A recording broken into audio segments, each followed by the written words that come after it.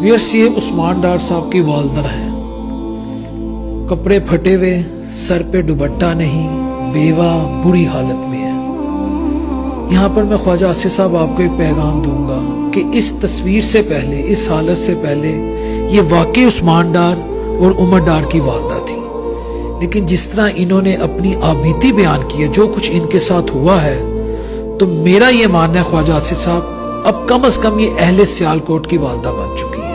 سیالکوٹ کے ہر شخص کی عورت والدہ بن چکی ہے۔ بسم اللہ الرحمن الرحیم۔ السلام علیکم ویئرز۔ پھر جب ماں کی حالت ایسی ہو، پھٹے ہوئے کپڑے ہوں، سر پر دوپٹہ نہ ہو،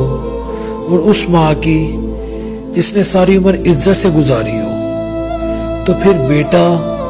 چاہے اچھا ہو برا ہو، اس کا جواب پھر ایسے ہی آتا ہے جیسے عثمان ڈار نے جواب دیا۔ وجہ سے عثمان ڈار اپنی ماں کے ساتھ کھڑے۔ یہ عثمان ڈار کی والدہ ہیں۔ آج صبح سے جو بھی پاکستانی ان کی یہ ویڈیو دیکھ رہا ہے، جس پر یہ چیف جسٹس آف پاکستان سے انصاف کی اپیل کر رہی ہیں، یہ کہہ رہی ہیں کہ رات دیر سے یا لیٹ نائٹ میرے گھر پولیس آئی، دروازے توڑے گئے، مجھے زد و کوب کیا، میری بہو کو زد و کوب کیا، میرے کپڑے پھاڑے گئے۔ خواجہ آصف صاحب، میں آج آپ سے ایک بات کروں، یقین کریں کل تک یا اس واقعے سے پہلے تک یہ جو خاتون تھیں، یہ صرف اور صرف عثمان ڈار اور عمر ڈار کی والدہ تھیں، لیکن جو ان کے ساتھ زیادتی ہوئی اور جس طرح یہ آپ پر الزام لگا رہی ہیں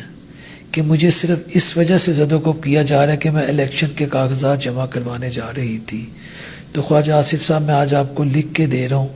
یہ اس وقت اہل سیالکوٹ کی والدہ بن چکی ہیں، بلکہ اہل پاکستان کی والدہ بن چکی ہیں۔ ہر درد دل رکھنے والا شخص جس کی نظر میں ماں بہن بیٹی کی عزت ہے، خواجہ صاحب آپ یقین کریں وہ اس وقت رنجیدہ بھی افسردہ بھی ہے۔ ہماری جو اشرفیہ ہے وہ تو ایسے بھی قوانین پاس کرواتی ہے، وہ ایسی ڈائریکشن دیتی ہے کہ جب ہماری مائیں بہنیں بیٹیاں ایئرپورٹ پہ آئیں، چاہے پاکستان سے باہر ان کی ٹریولنگ ہو یا باہر سے پاکستان آئے، تو ان کو لائنوں پہ نہ لگنا پڑے، ان کو تلاشیاں نہ دینی پڑے، ان کو کسی سکینر سے نہ گزرنا پڑے، کیونکہ وہ ان کی مائیں بہنیں بیٹی ہیں۔ ٹھیک ہے، آپ اپنی ماں بہنوں بیٹیوں سے محبت کرتے ہیں، ان کا احترام کرتے ہیں، آپ یہ قانون ہے پاس کروا سکتے ہیں، آپ یہ ڈائریکشن دے سکتے ہیں، کیونکہ آپ پاکستان میں ان عہدوں پہ بیٹھے ہیں جہاں پہ طاقت ہے۔ لیکن میں صرف یہ پوچھتا ہوں کہ کیا ایک عام شہری یا ایک ایسا شہری جس کا کسی اور سیاسی جماعت سے تعلق، جس کا نون لیگ سے تعلق نہ ہو، جس کا JUIF سے تعلق نہ ہو، جس کا پیپلز پارٹی سے تعلق نہ ہو، کیا اس کی ماں بہن بیٹی کی اس ملک میں عزت محفوظ نہیں ہے؟ یہ میرا ایک سوال ہے، اس کا جواب میرے پاس تو نہیں ہے، امید کرتا ہوں آپ لوگوں کے پاس ہوگا۔ اور مجھے صرف یہ کہنا ہے خواجہ آصف صاحب، آپ تو بڑے سیزنڈ پولیٹیشین ہیں، آپ کی سیالکوٹ میں پہچان ہے، وزیر دفاع آپ رہے ہیں، آپ PMLN کی ریڑھ کی ہڈی کی حیثیت رکھتے ہیں۔ خواجہ صاحب اگر آپ کی طرف سے یہ ورژن آتا ہے کہ یہ عثمان ڈار کی جو والدہ ہیں انہوں نے سب یہ جھوٹ بولا ہے صرف آپ کو بدنام کرنے کے لیے، تو آپ ایک انڈیپینڈنٹ کمیشن یا ایک انڈیپینڈنٹ انکوائری کا کیوں نہیں مطالبہ کرتے؟ ایک بات۔ دوسری بات، کیا آپ کا یہ فرض نہیں تھا خواجہ صاحب کہ آپ اپنی زوجہ کے ساتھ، اپنی بہن کے ساتھ، یا گھر کی کسی خاتون کے ساتھ،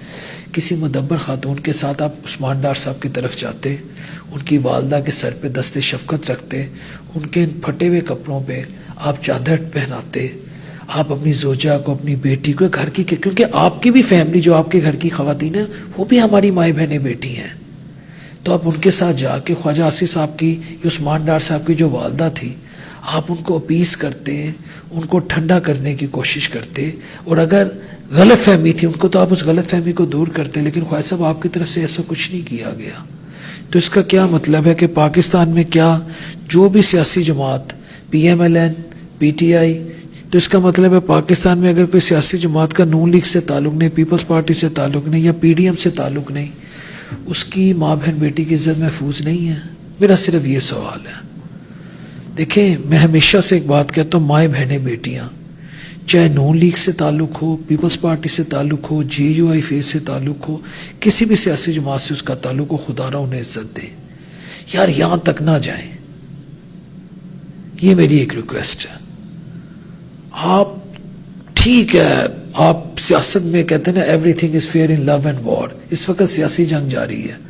لیکن یہ نہ کریں یار، مائیں بہنیں بیٹیوں کو نہ آپ بے توقیر کریں، ماؤں کے بڑے رتبے ہیں. یہ میری ریکویسٹ ہے. باقی اس دعا کے ساتھ کہ اللہ اپنے حبیب علیہ الصلوۃ والسلام کے صدقے ہم سب کے لیے آسانیاں پیدا کرے. اگلے پروگرام تک کے لیے اپنے ہوسٹ محمد ڈاکٹر بلال شفیق کو اجازت دیجیے. اللہ نگہبان.